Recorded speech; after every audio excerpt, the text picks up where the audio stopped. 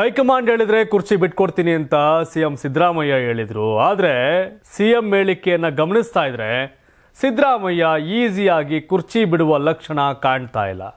ಆದರೆ ಡಿ.ಕೆ. ಶಿವಕುಮಾರ್ ಸುಮ್ಮನೆ ಬಿಡುವ ಲಕ್ಷಣವೂ ಕಾಣ್ತಾ ಇಲ್ಲ. ಕುರ್ಚಿಯನ್ನ ಪಡೆದೇ ತೀರ್ತೀನಿ, ಸಿಎಂ ಆಗಿಯೇ ತೀರ್ತೀನಿ ಅಂತ ಡಿ.ಕೆ. ಶಿವಕುಮಾರ್ ಪಣ ತೊಟ್ಟಿದ್ದಾರೆ. ಹಾಗಾಗಿ ಮುಂದಿನ ಗೇಮ್ ಏನು ಅನ್ನೋ ಕಡೆ ಗಮನ ಕೊಡ್ತಾ ಇದ್ದಾರೆ. ಎಸ್, ಪರಮೇಶ್ವರ್ ಎಲ್ಲರೂ ಕೂಡ ಕೈ ಚೆಲ್ಲಿ ಡಿ.ಕೆಗೆ ಜೈ ಅನ್ನೋ ಸನ್ನಿವೇಶ ಇತ್ತು. ಆದರೆ ಮಲ್ಲಿಕಾರ್ಜುನ್ ಖರ್ಗೆ ಅವರು ಪರಮೇಶ್ವರ್ ಅವರ ನಡುವಿನ ಭೇಟಿ ರಾಜಕೀಯದಲ್ಲಿ ಮತ್ತಷ್ಟು ಮಗದಷ್ಟು ಹೊಸ ಲೆಕ್ಕಾಚಾರಕ್ಕೆ ನಾಂದಿಯನ್ನು ಆಡುವ ಲಕ್ಷಣ ಕಾಣ್ತಾ ಇದೆ.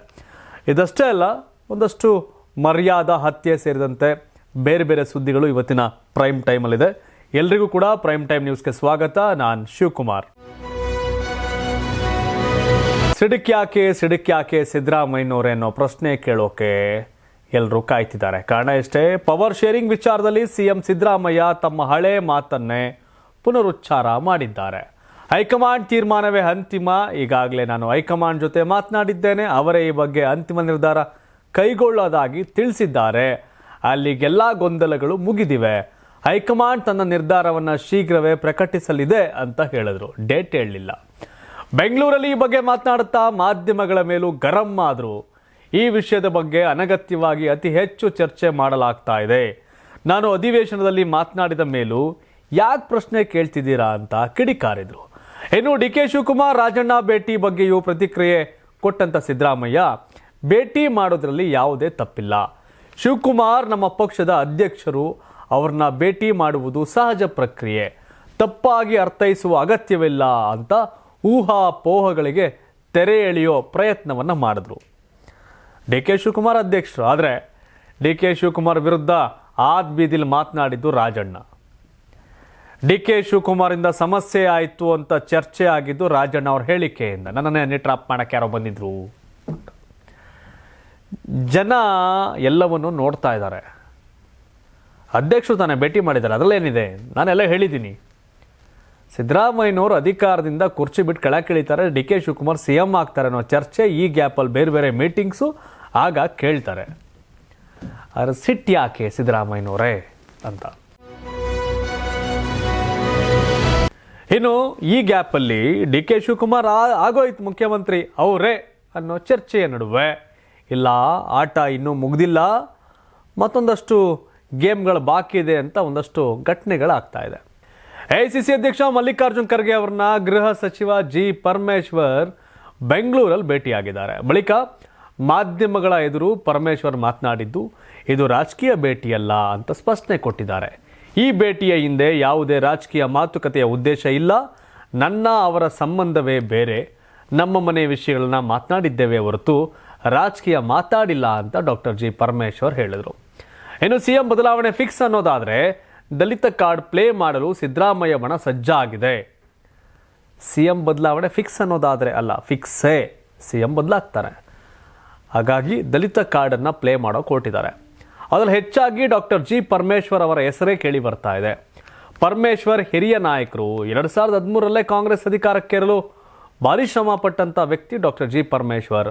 ಮುಖ್ಯಮಂತ್ರಿಯ ಆಗುವಂಥ ಅವಕಾಶ ಅವತ್ತು ಮಿಸ್ ಆಗಿತ್ತು. ಆದರೆ ಈಗ ಅವರು ಮುಖ್ಯಮಂತ್ರಿ ಆಗ್ತಾರೆ ಅಂತ ಸಿದ್ದರಾಮಯ್ಯ ಟೀಮ್ನವ್ರು ಹೇಳ್ತಾ ಇದ್ದಾರೆ.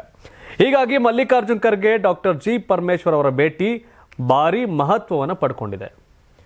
ಎಐಸಿಸಿ ಅಧ್ಯಕ್ಷನ ಗೃಹ ಮಂತ್ರಿ ಭೇಟಿ ಮಾಡಿರ್ತಕ್ಕಂಥದ್ದು ಕೇವಲ ಮನೆ ಮ್ಯಾಟರ್ ಮಾತಾಡೋಕ್ಕಲ್ಲ, ಕಾಂಗ್ರೆಸ್ನ ಮನೆಯ ಮ್ಯಾಟರ್, ಅಧಿಕಾರದ ಮ್ಯಾಟರ್ ಅಂತ ಎಲ್ರಿಗೂ ಗೊತ್ತು.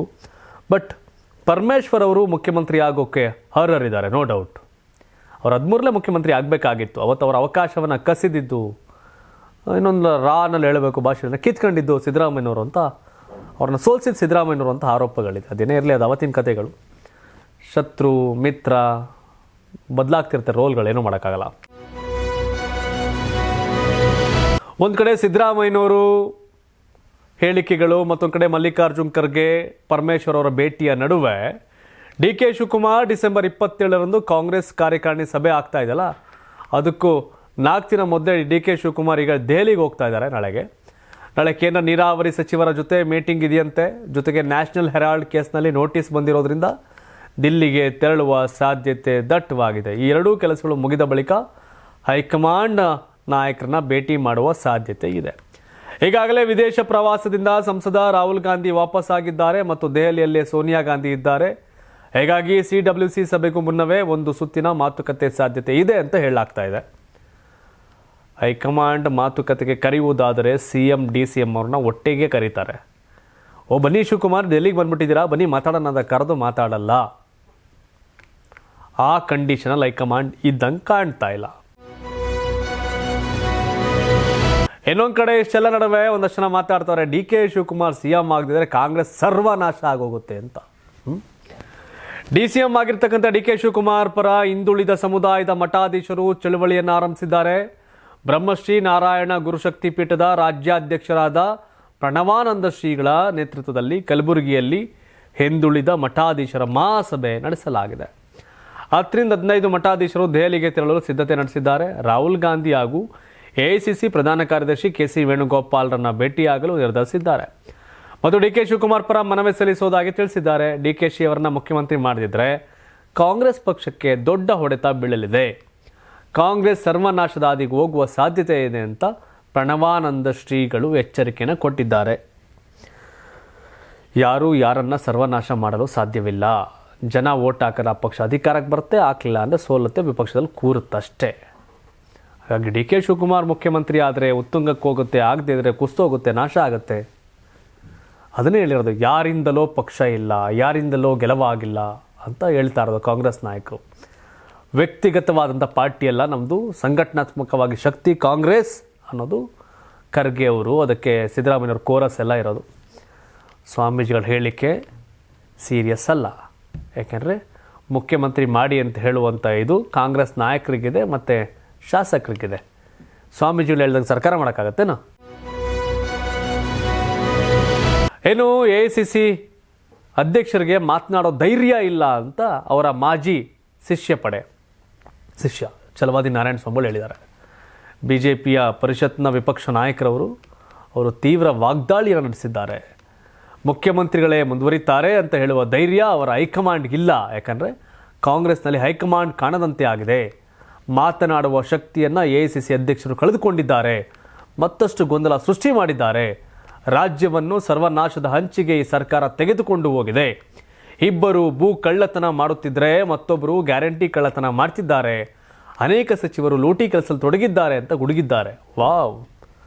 ಛಲವಾದಿ ನಾರಾಯಣ ಸ್ವಾಮಿಗಳೇ, 2023ರಲ್ಲಿ ತಿರುಗಿ ನೋಡಿದಾಗ BJP ಸರ್ಕಾರದ ಮೇಲೆ ಬಂದಂಥ ಆರೋಪಗಳೇ ಲೂಟಿ ಮಾಡಿದ್ರು, ಹಾಳು ಮಾಡಿದ್ರು, ಸರಿ ಇಲ್ಲ ಅಂತ. High command weak. ಸರಿಯಾಗಿ ರಾಜ್ಯಾಧ್ಯಕ್ಷರು ಗೊಂದಲವನ್ನು ಕ್ಲಿಯರ್ ಮಾಡೋಕ್ಕಾಗ್ತಲ್ಲ BJP ಹೈಕಮಾಂಡ್ಗೆ. ಇವರು ಕಾಂಗ್ರೆಸ್ ಬಗ್ಗೆ ಮಾತಾಡ್ತಾರೆ. ಕಾಂಗ್ರೆಸ್ ನಾಯಕರಿಗೆ BJP ಬಗ್ಗೆಯೂ, BJP ನಾಯಕರಿಗೆ ಕಾಂಗ್ರೆಸ್ ಬಗ್ಗೆಯೂ ಮಾತನಾಡುವಂಥ ಯಾವುದೇ ನೈತಿಕತೆ ಇಲ್ಲ. ಸೋನಿಯಾ ಗಾಂಧಿ ರಾಹುಲ್ ಗಾಂಧಿಗೆ ಮತ್ತೆ ನೋಟಿಸ್ ಕೊಡಲಾಗಿದೆ. ಹೌದು, ನ್ಯಾಷನಲ್ ಹೆರಾಲ್ಡ್ ಪ್ರಕರಣದಲ್ಲಿ ರಾಹುಲ್ ಗಾಂಧಿ ಮತ್ತು ಸೋನಿಯಾ ಗಾಂಧಿಗೆ ದೆಹಲಿ ಹೈಕೋರ್ಟ್ ನೋಟಿಸ್ ನೀಡಿದೆ. ಅಕ್ರಮ ಹಣ ವರ್ಗಾವಣೆ ದೂರನ್ನು ಪರಿಗಣಿಸಲು ವಿಚಾರಣಾ ನ್ಯಾಯಾಲಯ ನಿರಾಕರಿಸಿತ್ತು. ಇದರ ವಿರುದ್ಧ ಜಾರಿ ನಿರ್ದೇಶನಾಲಯ ಸಲ್ಲಿಸಿದ್ದ ಮೇಲ್ಮನವಿ ಅರ್ಜಿಯ ವಿಚಾರಣೆಯನ್ನು ಇಂದು ನಡೆಸಲಾಯಿತು. ಇಡಿ ಪರ ಸಾಲಿಸಿಟರ್ ಜನರಲ್ ತುಷಾರ್ ಮೆಹ್ತಾ ವಾದ ಮಂಡಿಸಿದರು. ಪ್ರಕರಣದಲ್ಲಿ ಇಡಿ ತನ್ನ ತನಿಖೆಯನ್ನು ಪೂರ್ಣಗೊಳಿಸಿದೆ, ಸಾಕ್ಷ್ಯಗಳನ್ನು ಸಂಗ್ರಹಿಸಿದೆ ಮತ್ತು ಈ ವಿಷಯವನ್ನಕ್ಕೆ ಸಂಬಂಧಪಟ್ಟಂತೆ ಹಲವಾರು ಶೋಧಗಳನ್ನು ನಡೆಸಿದೆ. ಆದರೆ ಇಡಿ ಆರೋಪ ಪಟ್ಟಿಯನ್ನು ಪರಿಗಣಿಸಲು ಕೆಳ ನ್ಯಾಯಾಲಯವು ನಿರಾಕರಿಸಿ ತಪ್ಪು ಮಾಡಿದೆ ಅಂತ ವಾದ ಮಂಡಿಸಿದರು. ವಾದ ಆಲಿಸಿದ ಜಡ್ಜ್ ಬಳಿಕ ಸೋನಿಯಾ ಗಾಂಧಿ ಮತ್ತು ರಾಹುಲ್ ಗಾಂಧಿ ಅವರಿಂದ ಪ್ರತಿಕ್ರಿಯೆ ಕೇಳಿ ನೋಟಿಸ್ ಜಾರಿ ಮಾಡಿದೆ. ಪ್ರಕರಣದ ಮುಂದಿನ ವಿಚಾರಣೆ 2026 ಮಾರ್ಚ್ 12ರಂದು ನಡೆಯಲಿದೆ. ಸದ್ಯಕ್ಕೆ ಇಲ್ಲಿಗೆ ಮುಗಿಯೋ ಲಕ್ಷಣ ಕಾಣ್ತಾ ಇಲ್ಲ, ನೋಡಬೇಕು. ಹೊಸ ವರ್ಷಕ್ಕೆ ಜನರಿಗೆ ಸಾರಿಗೆ ಶಾಕ್. ಹೌದು, ಹೊಸ ವರ್ಷಕ್ಕೆ ಎಲ್ಲರೂ ಸಂಭ್ರಮಾಚರಣೆಯಲ್ಲಿ ತೊಡಗಿದ್ರೆ ರಾಜ್ಯ ಸಾರಿಗೆ ನೌಕರರು ಮಾತ್ರ ಹೋರಾಟಕ್ಕೆ ಸಿದ್ಧರಾಗ್ತಿದ್ದಾರೆ. ಬೆಂಗಳೂರಿನ ಕೆಂಪೇಗೌಡ ಬಸ್ ನಿಲ್ದಾಣ ಸೇರಿದಂತೆ ಹಲವೆಡೆ ಕರಪತ್ರ ಹಂಚುವ ಕೆಲಸ ಮಾಡಲಾಗ್ತಾ ಇದೆ. ಬೇಡಿಕೆ ಈಡೇರಿಸದಿದ್ದರೆ ಮುಷ್ಕರ ಅನಿವಾರ್ಯ. ಬೆಳಗಾವಿ ಅಧಿವೇಶನದ ಬಳಿಕ ಸ್ಪಂದಿಸುವುದಾಗಿ ಸರ್ಕಾರ ಭರವಸೆ ಕೊಟ್ಟಿದೆ. ಈಗ ಬೇಡಿಕೆ ಈಡೇರಿಸದಿದ್ದರೆ ಮುಷ್ಕರಕ್ಕೆ ಸಿದ್ಧರಾಗಿ ಅಂತ ಕರಪತ್ರದಲ್ಲಿ ಉಲ್ಲೇಖಿಸಲಾಗಿದೆ. ಇನ್ನು ಸಾರಿಗೆ ಸಿಬ್ಬಂದಿಗೆ 38 ತಿಂಗಳ ಹಿಂಬಾಕಿ ನೀಡಬೇಕು. ಸರ್ಕಾರ ಕೂಡಲೇ ಬೇಡಿಕೆ ಈಡೇರಿಸಬೇಕು. ಇಲ್ಲದಿದ್ದರೆ ಜನವರಿ ಮೊದಲ ವಾರದಲ್ಲಿ ಮುಷ್ಕರದ ಬಿಸಿ ಜನರಿಗೆ ತಟ್ಟಲಿದೆ. ಒಂದೇ ಒಂದು ಬಸ್ ಕೂಡ ಡಿಪೋದಿಂದ ಹೊರಗೆ ಬರೋದಿಲ್ಲ. ಸರ್ಕಾರಕ್ಕೆ ನೀಡುತ್ತಿರುವ ಕೊನೆಯ ಎಚ್ಚರಿಕೆ ಅಂತ ಅಖಿಲ ಕರ್ನಾಟಕ ರಾಜ್ಯ ರಸ್ತೆ ಸಾರಿಗೆ ನೌಕರರ ಮಹಾಮಂಡಳಿಯು ಮಹಾಪ್ರಧಾನ ಕಾರ್ಯದರ್ಶಿ ಜಯದೇವರಾಜೆ ಅರಸ್ ಹೇಳಿಕೆಯನ್ನು ಕೊಟ್ಟಿದ್ದಾರೆ. ಸರ್ಕಾರ ದುಡ್ಡಿದೆ, ದುಡ್ಡಿಗೇನು ಸಮಸ್ಯೆ ಇಲ್ಲ, ಕೊಡ್ಬೋದು, ದುಡ್ಡಿದೆ ಅಂತ ನಾನು ಹೇಳ್ತಾ ಇಲ್ಲ, ಸರ್ಕಾರ ಹೇಳಿದೆ. ಸರ್ಕಾರದಲ್ಲಿ ದಿವಾಳಿ ಆಗಿಲ್ಲ, ಸರ್ಕಾರದಲ್ಲಿ ದುಡ್ಡಿದೆ, ಅದೆಲ್ಲ BJP ಆರೋಪ ಅಂತ. ದುಡ್ಡಿದ ಮೇಲೆ ಕೊಡೋಕ್ಕೇನು, ಕೊಡಿ.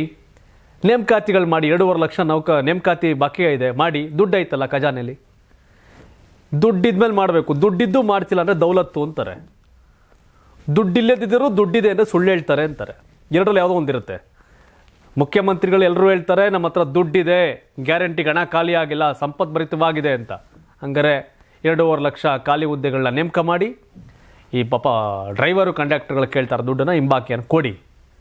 ಕತೆ ಹೇಳಿದ್ರೆ ಏನು ಪ್ರಯೋಜನ ಇಲ್ಲ. 5 ಹುಲಿಗಳು ಪ್ರತ್ಯಕ್ಷ, ಗ್ರಾಮದಲ್ಲಿ ನಿಷೇಧಾಜ್ಞೆ.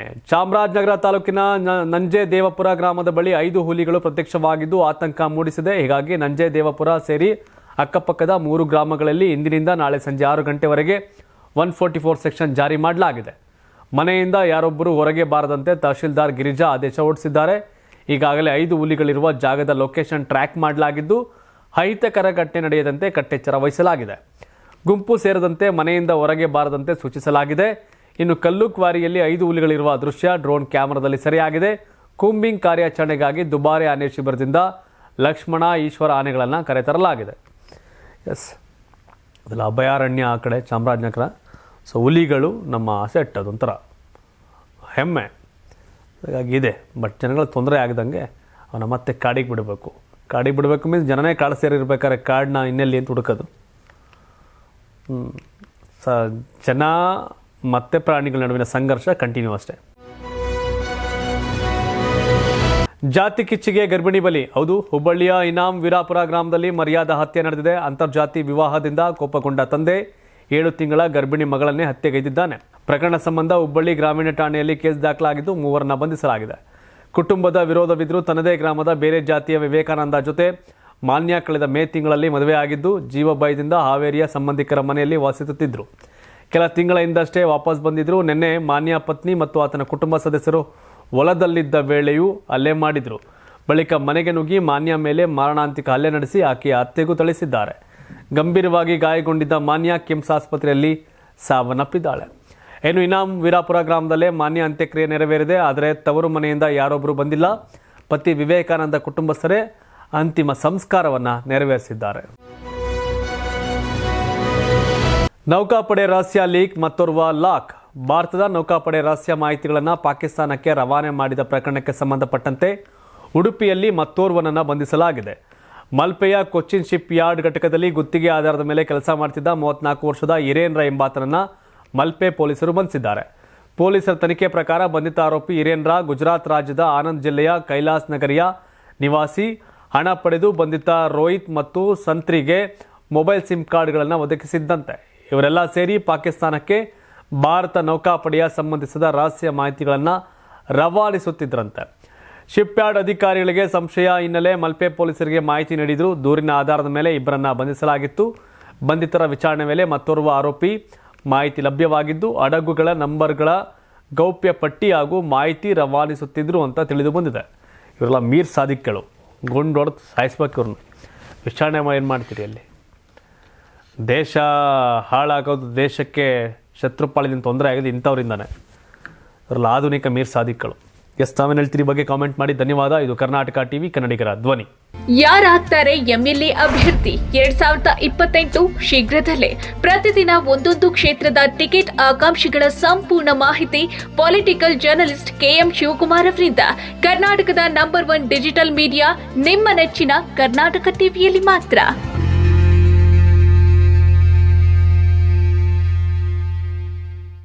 ನೀವು ಸಣ್ಣ ಆಗ್ಬೇಕಲ್ವಾ? ಅದು ಒಂದು ಉತ್ತಮ ಆಹಾರದಿಂದ ಸಣ್ಣ ಆಗ್ಬೇಕಲ್ವಾ? ಪ್ರತಿದಿನ ನಮ್ಮ ಜೀನಿ ಸ್ಲಿಮ್ ನ ಯೂಸ್ ಮಾಡಿ ಯಾವುದೇ ಸೈಡ್ ಎಫೆಕ್ಟ್ ಇಲ್ದಂಗೆ ನೀವು ಸಣ್ಣ ಆಗ್ತೀರಾ.